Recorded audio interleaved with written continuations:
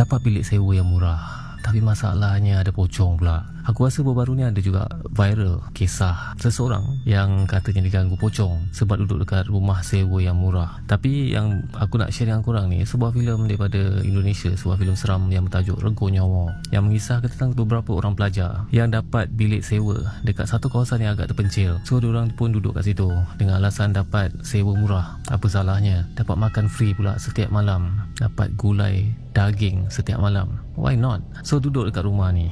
Tapi masalahnya setiap malam diorang ni mula diganggu dengan pocong. Ada yang selalu mimpikan pocong, ada yang tersedar waktu malam, boleh pula berjalan pergi kat kebun pisang, nampak pocong dekat kebun pisang tu. So filem ni dia sebenarnya diambil daripada thread yang viral Kos Berdarah dan diarahkan oleh Rizal Mantovani, pengarah yang bukan kaleng-kaleng mat. Ni pengarah yang ada nama untuk filem seram daripada Indonesia. Apa yang aku boleh cakap, filem ni dia menampilkan sosok pocong yang agak berbeza dan sebenarnya nampak menyeramkan lah. Pocong dia aku rasa macam aku pernah nampak. Dia tutup muka je, mulut je nampak, dan mulut dia gigi dia taring pula lagi. Dan yes, filem ni ada hantu yang menyeramkan, pocong yang menyeramkan.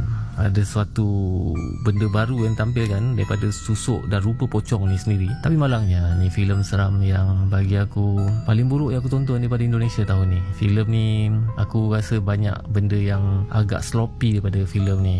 Ada scene-scene, sequence yang aku rasa macam kenapa boleh jadi macam ni untuk sebuah filem seram daripada Indonesia dengan pengarah daripada pengarah yang agak terkenal jugalah, Rizal Mantovani ni. Ada watak yang kau bayangkanlah, tiba-tiba sebelum tu dia penakut nampak pocong, tapi next scene watak yang sama boleh keluar waktu malam untuk pecah dan masuk kat kawasan yang terlarang, kawasan yang misteri, dan masih nampak susuk pocong, tapi boleh lagi dia duduk kat situ suluh-suluh. Aku rasa macam tak kena, banyak benda yang tak kena daripada sudut penceritaan. Chemistry langsung tak ada lah untuk setiap karakter daripada filem ni. Sekadar ada kat situ untuk berlakon. Banyak parts yang aku rasa diada-adakan untuk jadikan sebuah filem. Lepas tu lakonan setiap pelakon pun aku rasa agak kebanyakannya cringe. Tak ada pun yang aku rasa outstanding. Semua macam sama ada biasa-biasa ataupun teruk lah. Dan sebab tu aku cakap filem ni antara, aku rasa ni filem seram yang terburuk yang aku tonton untuk tahun ni. Sorry, Rego Nyawa. So kalau korang nak tahu dan nak tahu rating dan nak share rating, korang boleh tengok dekat website Kotak Nyaman. Dekat sana korang pun boleh bagi rating dan juga review untuk setiap filem ataupun series yang korang dah tonton. So aku nak tanya dengan korang, adakah korang akan pergi tonton filem Rego Nyawa ni? Cuba komen kat bawah.